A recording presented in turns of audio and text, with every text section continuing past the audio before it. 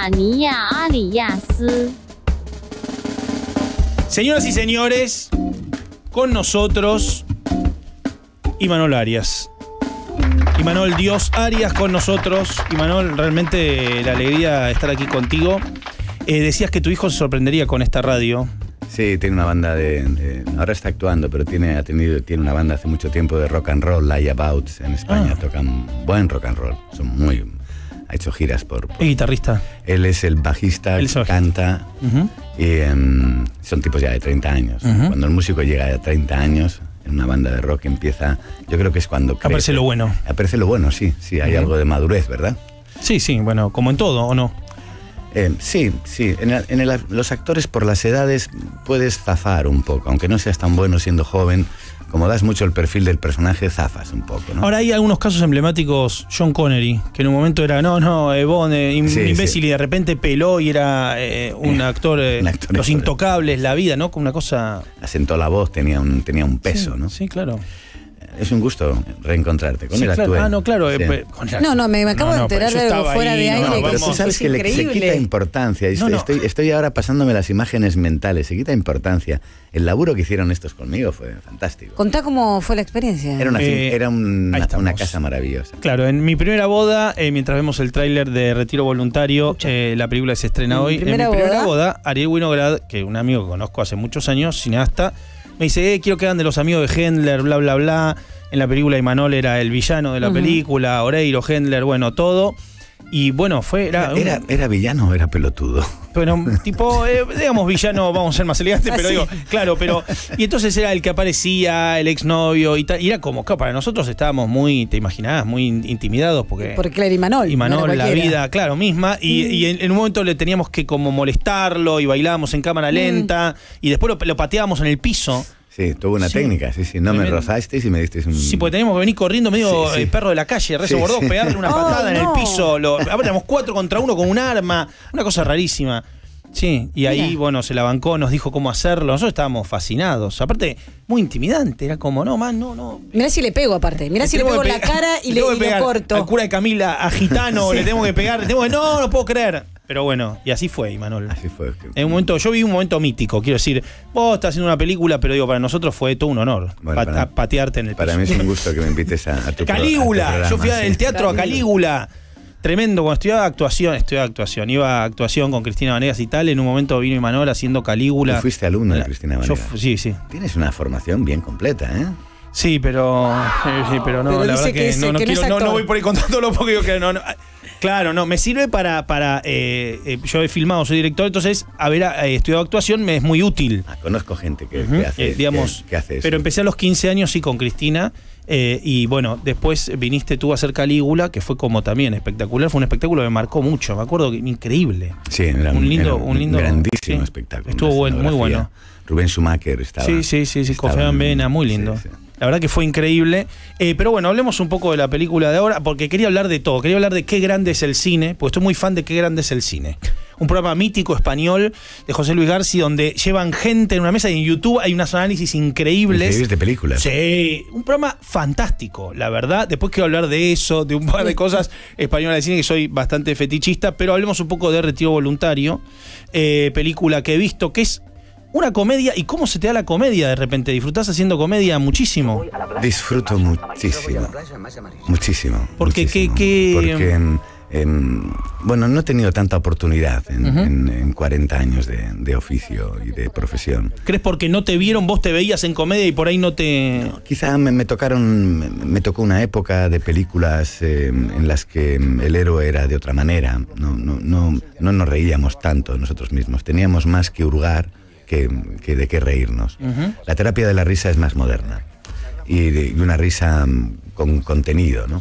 Esta comedia le llaman la comedia de la primavera. Bueno, ya ves cómo es el primer día de primavera. Sí, claro. Es primavera, pero tiene lo suyo también. Sí, claro. Acá es histórico eso, pasa siempre. Siempre la arruinan la fiesta a los estudiantes. Es que es el país. Y hacer comedia en Retiro Voluntario ha sido una maravilla. A veces me siento como un sándwich de miga con pavita. ¿Sabes? La miga es lo difícil. Y la miga son los cómicos y los actores y compañeros que tengo al lado. Y luego hay muy buenas salsas y la pavita, aunque sea un poco seco, como yo, pues bueno, mira, se con una buena amiga y con una buena salsita se pasa, ¿no? ¿Y por qué decís no? ¿Pero por qué te consideras un poco seco? ¿En qué sentido lo decís? Pues porque hay cómicos naturales y cómicos que tenemos que fabricar la comedia, que no tenemos ese tono generalmente, ¿no?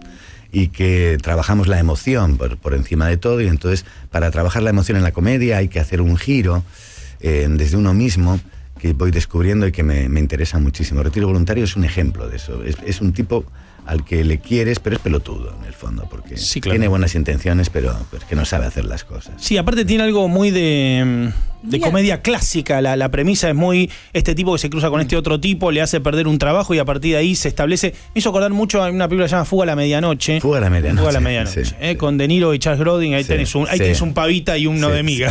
Justamente. Es verdad. Pero digo que tiene algo de esa dialéctica, ¿no? De como la aventura moral, vamos a inventar una expresión que atraviesan estos dos personajes que quedan como enganchados en una, o de mendigo a millonario, o ese tipo de películas que en los 80 se hacían mucho, que era una premisa, dos personas enganchadas por eso, algo mágico o algo... La ladrona de identidades. Claro, exacto. Entonces que se empieza a complejizarse, digo, a un límite, obviamente, que la comedia va a proponer.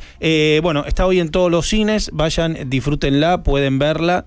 Y quería hablar un poco... Sobre todo la primera semana, se dice aquí. Sí, claro, es muy importante el primer fin de semana, de hoy hasta la semana que viene, hasta que comience la semana que viene, porque hay algo que se llama... Por el cine nacional. Sí, media de continuidad, que si la película hace determinada cantidad de espectadores en una sala, tiene su derecho a permanecer allí y no que la saquen y vaya perdiendo salas, y digamos, por una cuestión de mercado, se hace para que puedan entrar nuevos estrenos y puedan migrar. Siempre que viene una gran producción norteamericana. Sí, básicamente. Siempre, al lado vienen unos cuadláteres que no son tan buenos, pero que se nutren de esa... Unas rémoras que van comiendo lo que la ballena deja. Exactamente. Exacto, de esa falta de asistencia la primera semana al cine nacional. Cuando venía para aquí, pensaba mucho en... Yo tengo 41 años...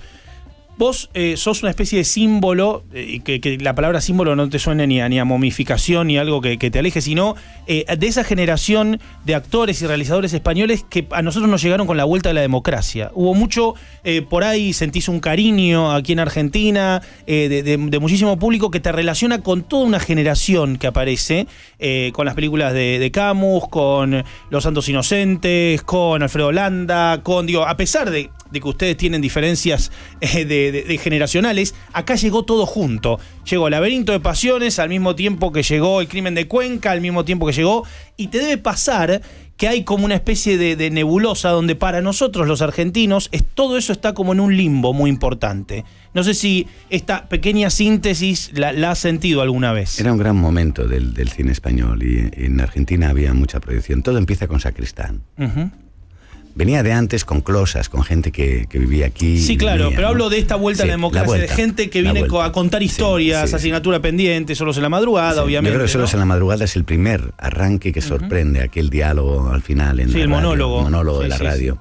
Y claro, yo vengo a hacer Camila, que es van a saltar todas las alarmas. Siempre que hablo mucho de mi pasado, hace mi equipo. No, vengo a hacer Camila, y es la primera película de la democracia. Y luego la vuelta del cine español, de aquel cine español de la época de Pilar Miró. Yo recuerdo semanas de cine español en Buenos Aires con La calle cortada. Claro. Ahora, sin embargo, tengo la sensación de que Argentina tiene todo aquello, cuajó aquí de tal manera. El talento argentino se ha ido como en el cine desarrollando de un nivel. España no tiene ahora mismo quizá tanta cantidad de cineastas. Ahora está pasando por una etapa de amasar un poco. Los hay, evidentemente, y de mucha potencia. Y son las generaciones nuevas, con el nuevo cambio tecnológico, el nuevo paradigma tecnológico, donde se empiezan a trabajar los géneros. El cine argentino siempre tenía también una sola vía, ¿no? Una vía claro, de sacar las cosas, de encontrar. Y bueno, después de tantos años de no poder hablar, obviamente vino un cine hiper discursivo, porque claro, exacto, había tanta carencia de... Casi eran libros filmados. Sí, claro, sí. Literatura filmada. Estaba ahí por ahí Aristarain, obviamente haciendo género, mixturando esto, Los últimos días de la víctima, Tiempo de revancha, películas que de alguna manera también hablan del contexto, pero amparados en el género. Pero obviamente las películas de Héctor Olivera, Fernando Ayala, eran películas mucho más de discurso, de decir las cosas. Que correspondían allí con la de Mario Camus, con la de Carlos Saura, claro, con Iman Uribe, estas películas que tenían un componente, una generación de cineastas que ha sido sustituida en parte por los nuevos cineastas que tienen la mentalidad mucho más abierta en ese sentido, con los géneros. Y cuando te hablaba de qué grande es el cine, es porque a mí me fascina mucho viendo esa especie de genealogía que va desde Buñuel a Berlanga y después a esta generación que mencionamos y después a Amenábar, Alex de la Iglesia, Juanma Bajo Ulloa. Digo, ¿me entendés? Como yo en época de estudiante lo empecé a percibir así. Decía, estos tipos como tiene Rafael Ascona, tenés resuelto la mitad del partido. Tipos que escriben esos guiones, gente. Te voy a invitar a España a dar una conferencia sobre esto porque tienes mucho conocimiento, bueno, sí, en serio. Me estás dejando muy gratamente sorprendido. Bueno, pues ahí yo he vivido esa primera parte, viví en los 80 y en los 90, que es donde yo desarrollo cine fundamentalmente. Y ahora disfruto mucho con encontrarme en la nueva tecnología, en la nueva técnica cinematográfica, con géneros, con el humor. Por eso he llegado a esta edad. No digo que tarde, ni además no me arrepiento. Como el viaje al revés, digamos, empezar amparado. Qué buena punta. Y bueno, señor. Pero se va volviendo cada vez más clásico, como si hoy, digamos, por ahí te conmueve o te convoca más ver una película del Hollywood clásico, ver cómo está armado, perfecto, la artesanía, digamos, y en algún momento por ahí estabas más, es que tenemos que contar algo, tenemos que decir algo, ¿no? Exactamente, sí. ¿Cuántos años estuvo Laberinto de Pasiones ahí en reposición pasada permanentemente sin que la saquen? En los cines Alphaville estuvo 11 años. 11 años. En una sesión de madrugada, que era casi como ir al after o ir al boliche, ¿no? ¿Qué edad tenías vos en esa película? Yo en esa película tenía 25 años, 24. 24. Me imagino que están un poco perturbados los recuerdos, pero que... No creas. ¿No? De esa película me acuerdo de cosas, sí. Esa película le debe mucho, y Pedro Almodóvar, a una gran amiga que es Cecilia Roth.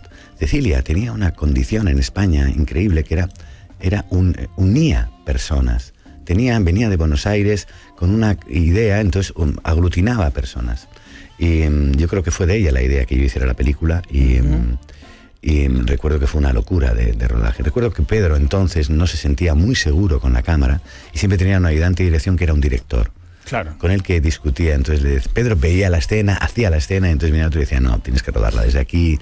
Era muy curioso, no dormíamos, Y Almodóvar todavía en esa época medio de performer, de entre músico, exacto. Personaje del teatro y de los happening y todo mezclado, ¿no? Como una especie de artista integral, digamos, que sigue siendo. Sí, casi curador de arte también, porque estaban los Costus y toda aquella gente que pintaba por la noche. La avenida de Andy Warhol, la Madrid, la llegada de Madonna. Dijiste lo de Cecilia Roth como blend uniendo personas, y pienso en Arrebato, Iván Zulueta, una película... Bueno, esa es la gran película. Descomunal, ¿no? Esa es la gran película. Yo la vi hace poco en una copia remasterizada con Eusebio Poncela en la sala. Una película...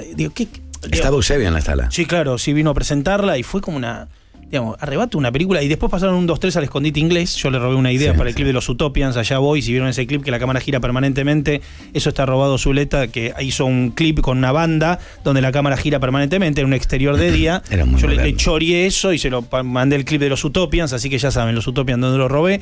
Pero Arrebato, una película de vampiros emocionales, una cosa increíble. Yo cada vez que le escribo a Cecilia Roth le digo, tengo que hablar de Arrebato. Te recomiendo, antes de volver a hablar de Retiro Voluntario, por favor, te recomiendo una cosa que debe estar en la página web de Televisión Española. Se llamaba Delirios de Amor. Eran unas pequeñas piezas de 1 hora que dirigíamos gente que no había dirigido nunca. Pero estaba encabezada por una de Iván Zulueta, con Marisa Paredes y Eusebio Poncela, que se llama Párpados. Como párpados, pero dividido, Párpados. Es una joya. Yo recuerdo a Iván Zulueta montando eso durante 1 año. Íbamos rodando la serie, que la produjo Luis Eduardo Aute. Y nosotros montábamos nuestro capítulo, e Iván, después de montar nosotros hasta las 8 o las 9 de la noche, iba por la noche con su cesterita, cogía fotogramas, porque eran Super 16, sí, todavía claro. Montaba, y hizo una cosa brutal que te recomiendo. En la página web de televisión se llama Delirios de Amor, la serie, y el capítulo se llama Párpados.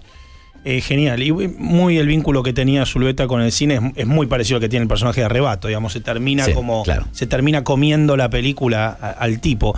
Volviendo entonces a Retiro Voluntario, Cuando te llega el guión, cuando te llega la propuesta, ¿qué lectura haces de un guión? ¿Qué buscas en un guión para que te conmueva? Para decir, sí, bueno, vamos a hacerlo, hay algo que me resuena. No voy a ponerme muy negativo, pero no tengo mucho instinto. No creo en mi capacidad. Bueno, es interesante eso. Sí, esta cosa de ver un guión, hay algo que me pasa por dentro que me ha hecho cometer errores y tener aciertos por la intuición. Aquí había dos cosas que me interesaron. Un viaje, la ciudad de Buenos Aires, contar una historia, la figura del expatriado, las segundas oportunidades y el elenco argentino. ¿Te divierte actuar con argentinos? ¿Te divierte? ¿Por qué? Mucho. Porque tú sabes, tenéis una grandiosa escuela de interpretación. Yo además he sido alumno de profesores argentinos. ¿Cuáles? Continuamente. Cristina Rota. Mi primer profesor que fuera argentino era Charlie Leroy. Charlie Leroy era un cantante que estuvo casado luego con Cristina Rota, que pasó por el Actor Studio, no sé qué viaje, y Pacino se fijó en él porque tenía una enorme capacidad de enseñar. Es uno de los maestros, Charlie Levi Leroy, uno de los maestros más potentes, sobre todo iniciáticos, que me abrió el camino de actuar y de ser real, del realismo, de la conexión con uno mismo, que luego trabajé mucho con Cristina. He asistido a muchos cursos. Estuve en cursos con directores argentinos que pasaban y daban cursos en España. Y tengo amigos argentinos, hermanos, que tienen su propia escuela, a la que aspiro a dar una conferencia algún día, porque tengo un enorme cariño y me parece que es muy buena escuela de interpretación. Y cuando ves un reparto tan diferente como el de El Retiro Voluntario, hay una potencia en la actuación argentina, hay un género implícito, es una ciudad que tiene un público que le sigue, que es exigente, de verdad que hay muchas ventajas. Yo, y no creo que soy el único en España que te lo diría, si hay un elenco argentino, es difícil decir que no. ¿Le gusta el elenco argentino? Sí. Y nos gusta cómo plantean, nos gusta cómo se pacta, nos gusta cómo se compite en el mejor sentido. Porque aquí ya sabes que es como una ruta de 100 metros, pero sabes que nadie va a pasar la línea. Sí, claro, sí. Incluso te puede agarrar del brazo para entrar juntos, pero hay que salir a matar, tope, matar, ¿no? Y bueno, Danny Hender es casi un clásico para mí. He hecho 2 películas con él y él se ponía colorado, acordate, porque yo siempre le miraba y decía, pero qué buen actor eres. Sí, claro, pero estaba todo el mundo inhibido. Sí, hay que, era como... No, ahí viene Imanol, no vamos a portarnos bien, ¿no? Pero Hender es un actor increíble, te hablo de los ladrones que estamos por ahí, gente que estaba... O sea que a Irene la conociste entonces. Sí, claro. Sí. Hizo fotos. Qué lindo lugar. Tardamos mucho en llegar, ¿no? Pero qué lindo lugar. Se había casado alguien ahí. Se había casado... Lo Pilato, ¿no? Sí, claro. Sí. Claro, se había hecho la boda hacía poco. Pero hacía muy poco. Sí, con Michel Bublé. Sí, era ahí mismo. Sí. Sí, un lugar que quedaba muy lejos. Claro, daban algunas cosas de champán por allí. Sí, claro. Y lo divertido era que era un elenco gigantesco, medio en plan infierno en la torre. Entonces en los almuerzos estaban Lelutier, todos juntos. Sí, Pepe Soriano, una cosa. Sí, Gino Reni, ¿no? Re divertido. Yo me comí el mejor bife de chorizo, o por lo menos el que me pareció a mí, me sentó mejor de mi vida. Un día ahí en aquel comedor increíble, con Irene porque un día nos quedamos a dormir. Veníamos a Buenos Aires. Claro, como Wino vivía ahí. Claro, sí, Wino vivía ahí. Sí. Qué gran tipo Wino, ¿no? Sí, un genio. Bueno, 1,5 millones de espectadores hizo Wino con Mamá se fue de viaje. La última película, una de las películas más vistas del año. Así que estaba contento. Luego hizo otra con Maribel Verdú. Sí. Y Maribel llegó a España fascinada también. Sin hijos. Maribel Verdú. Y Peretti. En Belle Époque, por Dios, la mujer más linda de la historia. Es importante por eso para nosotros el elenco. Yo tenía muchas ganas de trabajar con Darío, porque tenemos amigos comunes. ¿Y nunca se habían cruzado? No se habíamos cruzado. Increíble. Y ha sido porque hemos hecho una dupla, ahí hay un tándem. Sí, claro, como yo creo que deberíamos, medianoche. Sí, creo que deberíamos repetir, porque hay un tándem, hay algo que pasa entre los dos caracteres, entre estas dos caras de Acelga. Bueno, es otro actor gracioso, otra persona muy graciosa que tampoco ha tenido tantas comedias, es verdad. A pesar de que uno de sus roles más recordados es aquel hincha de Boca con problemas cognitivos de Esperando la Carroza, ¿no? Sí, Esperando la Carroza, sí. Claro, ahí era gracioso. Protagonista de memes memorables cada vez que hay un River Boca. Ahí lo tenés a pelotudo ese. Sí, claro. Porque es de River. Él es de River y dijo, claro. yo voy también. Claro. Yo también, ¿Vos sos de sí. River? Tú eres del Paris Saint-Germain, por lo que No, yo él soy es de de Boca. Boca. Yo soy de Boca, pero tengo Vamos esta a sufrir camperita. hoy, Manol, igual si sos de River, la tenemos complicada. Bueno, sí. Bueno, también entiendo que para los bolivianos esta temperatura de hoy puede parecerles Irlanda. Les puede descolocar un poco. Dios Igual te oiga. vienen 3-0 arriba. Ojalá se congelen a la cancha. Sí, aunque seas de Boca, no te parece demasiado. No es un resultado Sí, normal. claro, lo dije. Sí, River tiene mucho más, pero yo soy gallina por accidente. Gallina como por se- accidente. Yo también, por mi padre. ¿Y en España de quién sos? Del Atleti de Bilbao y de Bielsa. Muy bien. Ah, bielcista. Sí, de Bielsa. ¿Viste la conferencia de prensa de Está hace muy poco de enojado el Bielsa otro día, con el sí. traductor? Con Tremendo. me quedo acá hasta el descenso. No, pues a veces se enoja Bielsa, pero bueno, ese es su Es personalidad. difícil, no, pero termina siendo muy complicado encontrar ese tipo de ética en ¿Sabes hoy, que ¿no? en esta película hay un homenaje porque algo sucede, si la has visto, en Morón? Sí, Que claro. además luego ascendió. Sí, claro. Reproducimos eso allí en Madrid. El speech, sí, El- sí, sí. toda esa gente Sí, sí. pintada con... Y fue un rodaje increíble en el que un momento determinado uno de los que hacía los policías de caballo al asalto, los hinchas, yo les estuve calentando. Vamos, Morón, esto es el fútbol argentino, las hinchadas son impresionantes. Había algún figurante argentino, Sí, claro. pero la mayoría en españoles, que yo creo que los lobitizamos un poco. Esto es importante, allí las hinchadas son importantes, vamos, dale Morón. Y toda la gente gritando, y cuando dice el director acción, hubo un momento en que un policía se baja del caballo corto y dice, por Dios, que paren, que me están matando. Lo estaban matando a palos, lo habían caído, pegando. lo estaban pegando de verdad, había una emoción increíble. Se Luego- fue de las manos. se fue de las manos, sí, se fue de las manos. ¿Qué opinás del mundo de las series de hoy que están tan en boga? Vos has hecho series también.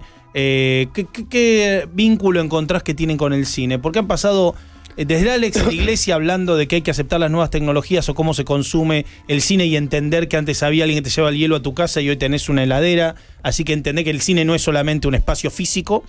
Pasó Lucrecia Martel que dijo las series me colmaron. Bueno, así de todo, ¿no? Hubo directores, actores, digamos, gente a favor, en contra. ¿Cómo vivís la nueva percepción de consumo cultural que hay? Las series con la nueva tecnología son pequeñas películas por el tamaño. E incluso algunas tienen una componente de guión igual que el cine. Uh-huh.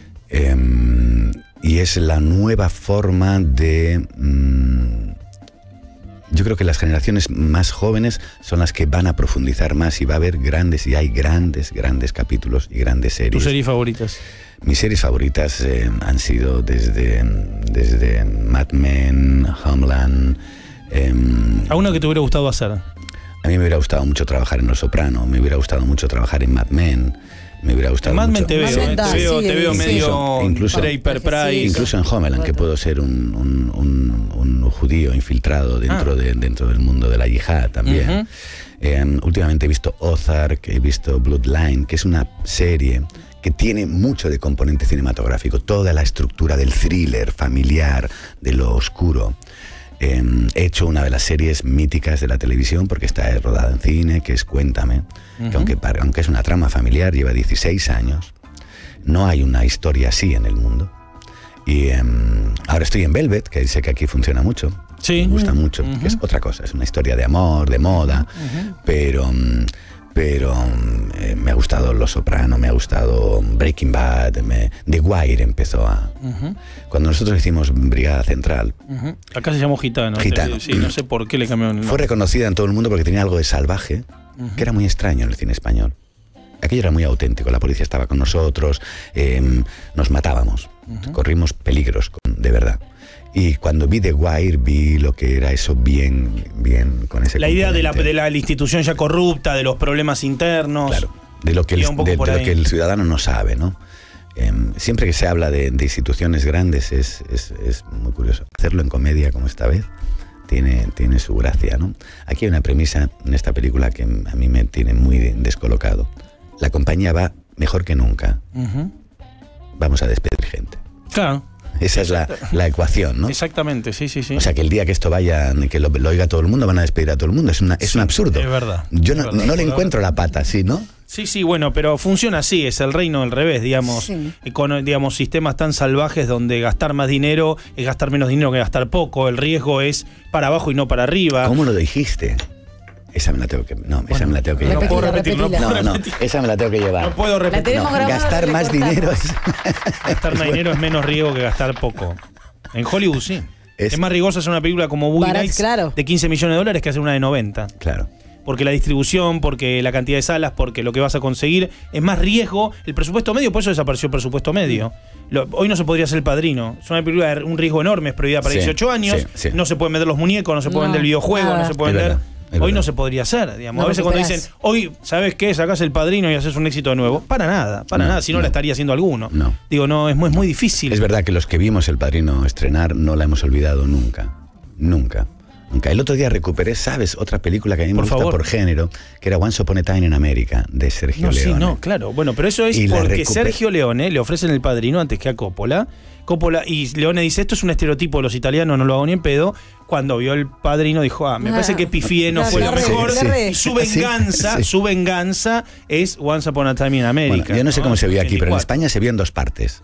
O sea, tiene 2 partes. Sí, tú veías la primera parte en un cine, cruzabas la vereda, la calle, y te ibas inmediatamente al otro, con lo cual eran 4 horas de sesión. Están los niños y los adultos. Sí, ahora he visto el montaje que hizo Sergio Leone junto. Hermoso. Porque está en alguna plataforma.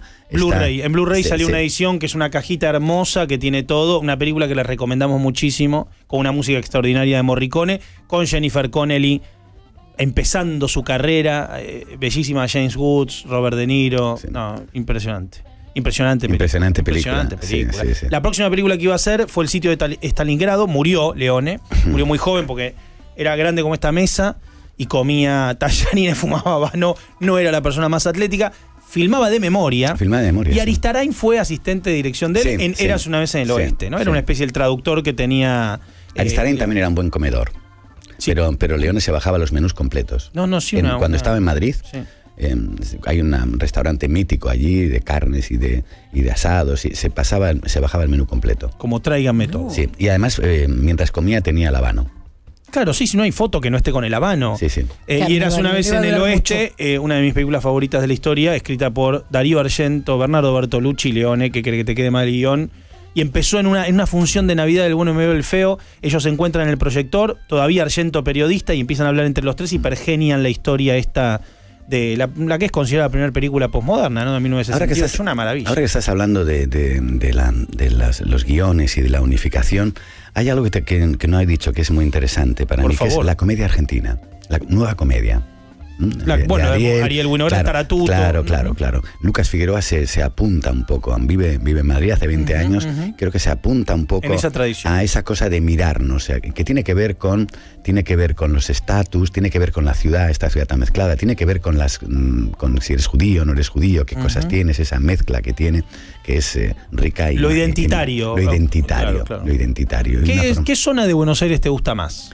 ¿Has filmado, has estado, has vivido? ¿Cuál te gusta más? He visto muchas zonas, pero es verdad que por una casualidad siempre he vivido en una zona nada más, donde los vecinos me reconocen casi como vecino. Yo vine a hacer un programa de televisión que se llamaba Buenos Aires, que era una persona importante, iba a la ciudad que quería en cualquier parte del mundo. Si iban a Singapur, yo elegí Buenos Aires. Y estuve en San Telmo, estuve por muchos sitios, estuve en La Chacarita, estuve en La Boca, y cuando llegué a La Recoleta, la gente me saludaba. Hola, volviste, no sé qué. Y la gente del equipo español me decía, pero tú eres un concheto aquí. Sí, claro. ¿Pero dónde ven? Incluso la gente del equipo argentino miraba con extrañeza y decía, ¿pero por qué te saludan aquí más que en ningún sitio? Bueno, porque siempre he tenido, no sé por qué, siempre he vivido entre Quintana, entre La Recoleta, Posadas. Está bien, linda zona. Es una linda zona, sí, claro. La verdad es que es una linda zona para vivir. Claro, nunca fui propietario, con lo cual puedo decir que es una lindísima zona. ¿Tenés ya tus restaurantes favoritos, lugares a los que vas? Sí, aunque cambia mucho. En ese aspecto, los tradicionales siguen, pero cambia mucho. En Buenos Aires ahora mismo hay una vuelta otra vez a la restauración en diferente... que ha variado mucho. Hay más mezcla de comida. ¿Viajas con libros? Sí. ¿Qué estás leyendo ahora? Patria. Patria es una novela... Va a hacer una serie HBO impresionante sobre... Patria sería, con todo el respeto, porque de lo que voy a hablar es muy serio, el informe Sábato hecho literatura. Es decir, es la historia de una gran grieta en el País Vasco, entre madres que se conocían, que eran madres de una víctima, madres de los victimarios, cómo se resolvió todo eso. Una novela épica que ha marcado la literatura contemporánea española y que a mí como ¿Vas vasco, a participar? No lo sé, ojalá, no encuentro, ojalá, porque la novela ha sido un éxito, es una novela profunda, que a mí me emociona mucho porque hasta cuando empieza el lenguaje de la novela pareciera que fuera de un amateur, porque es de un directo en la forma en que se habla, y a mí desde la primera página, Maitecho, te agarró. ¿Han venido esos del sur ahí otra vez a la casa? Sí. ¿Cómo tienen narices de venir a la casa y ponerse delante nuestro? Y ya me mató. Sí, claro. Me mató porque es mi infancia y es mi... Y un texto teatral que estoy ahí intentando meterlo en la cabeza es con lo que viajo. Y ahora unos guiones que tengo preparados voy a hacer una participación en una película muy hermosa sobre los maquis. Los maquis eran la gente que perdió la guerra y pasaba desde Francia a España. Y bueno, tengo un guión que se llama Sordo, es sobre un tipo que se queda sordo en la guerra, sobre la sordera en la guerra, y sobrevive. Sí, claro. Claro, cuando es uno de los sentidos más importantes, digamos, en lo que no se ve, no se escucha, saber a cuánto estamos de las bombas. Sí. Hoy se estrena Retiro Voluntario, decimos una vez más, la película protagonizada por Imanol Arias y Darío Grandinetti, una comedia de acción que sigue el enfrentamiento entre un directivo de una empresa de telecomunicaciones y un personaje muy extraño que se encuentra por la calle. Invitamos a la gente que la vea. Sí.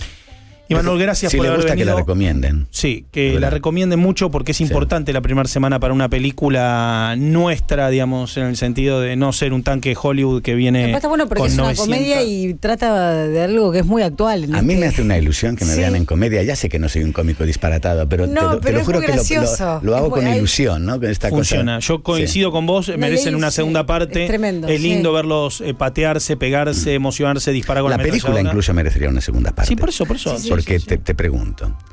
En la película pasa algo que se puede contar, que es que un discapacitado tiene una idea brillante que cambia el mundo, que puede cambiar el mundo y que puede cambiar la vida de todos los que trabajan, en los que están en esa película, todos los personajes. Y de hecho lo van a intentar. Si es tanto éxito la aplicación, dentro de 4, 5 o 6 años, cuando esa aplicación esté en 190 países y entre JP Morgan, ¿quién de todos ellos va a decir, señores, tenemos 20.000 empleados en toda América Latina? Echemos gente. Exactamente. Ojalá que suceda. Gracias por haber venido, por compartir este momento, por poder hablar un rato de ha sido un placer. Qué grande es el cine, de Bienvenido Mr. Marshall, de todo lo mítico. Ha sido un placer recordarte, reconocerte y estar aquí a tu lado. Y, por favor. Y además me ha impresionado mucho los recuerdos que tenemos comunes y esa cosa que tienes sobre el cine. De verdad que deberías venir a España a dar una charla. No, bueno, cuando quieras, vamos. Por Dios, es Córdoba, Santa Fe, es Barcelona. Mi mamá en este momento, si está escuchando esta nota, está haciendo la valija. Está enloqueciendo, está explotando la cabeza. Señora, el niño vale. Bueno, el niño vale. Muchas gracias, Imanol. Tiene además un buen barbero. Sí, tengo Chopper, le mando un saludo a Chopper y a Liliana, mi mamá, y a Liliana, mi suegra. Gracias, Imanol, por haber venido. Bueno, recomiendo también, ya si me permites el chivo. Hay una exposición de fotos de cine argentino hecho por una española. ¿Dónde? En el Centro Cultural Borges, por Irene Medichel. Son fotos de películas que ha rodado ella aquí, como Eva no duerme, Retiro Voluntario, y de actores argentinos como en Truman haciendo cine allí. Entonces ha traído un sistema para no cargar mucho, porque la anterior exposición que hizo en el Borges era pesadísima y había que traerla en barco, y que ha inventado como grandes tiras de película enormes que cuelga con unas pinzas de madera enorme y tú entras como en una especie de laberinto fílmico. Sí, laberinto fílmico donde ves las fotos. Es muy recomendable. Es mi señora y entonces lo aconsejo mucho porque hay una linda visión del cine en material fílmico desde ahora. Sí, las fotofijas del cine siempre cuentan, habría que contar, ¿no? Que hay una parte en las películas que nunca se ve. Claro. Pero que se recuerda solo a través de las fotofijas. Pero yo me obsesionaba porque cuando nos ponían en la marquesina o ponían esa foto fija, yo después decía, este plano no está en la película. Sí. Y estoy viendo otro encuadre, están actuando de qué es esto, a qué momento pertenece. Y así me di cuenta que Tiburón, la escena de la muerte de la primera banista, fue rodada de día con Noche Americana, porque la foto fija era de día y a la mina se la comen de noche. Nada, nerdeadas de uno. Ahora con las redes, toda la interna, es decir, las relaciones, las caras. En el fotofija a Irene le llaman la gacela porque no se la nota. A veces los fotofijas tienen el problema de en qué momento va. Sí. Y generalmente el ensayo, son muy del ensayo compuesta, ahí aparece el fotofija, ¿no? O incluso a veces hagamos una más después de tenerla, mientras con lo cual los eléctricos se ponen nerviosos porque tienen que mover todo. No, hay un nuevo estilo de fotofija. Que lo digital lo ha ayudado. Sinuoso, claro, que es la gacela. Me pego del lado de la cámara debajo de robar unos planetes. Sí. ¿Cómo debe ser? Gracias, Iman. Ella empezó en mi primera boda. ¿Ah, en serio? Sí. Ah, bueno. Sí. Pero hay una coincidencia acá, Sí, esto es medio... Sí, es medio... Lost. No, debes tener fotos. Estoy sin barba, con el peor traje del mundo. Con un traje que los tres se hayan juntado. Sí, la peli. Sí, que vayan a ver Retiro Voluntario. Pero me encontré con un colega, por Dios. No, por favor. ¿No tenéis ninguna foto de él, Irene? Este muchacho que me pateaba. Estoy en la mesa con el Anzabá, con los pibes. Gracias, Imanol. Señores, Imanol Arias pasó por Una Casa con 10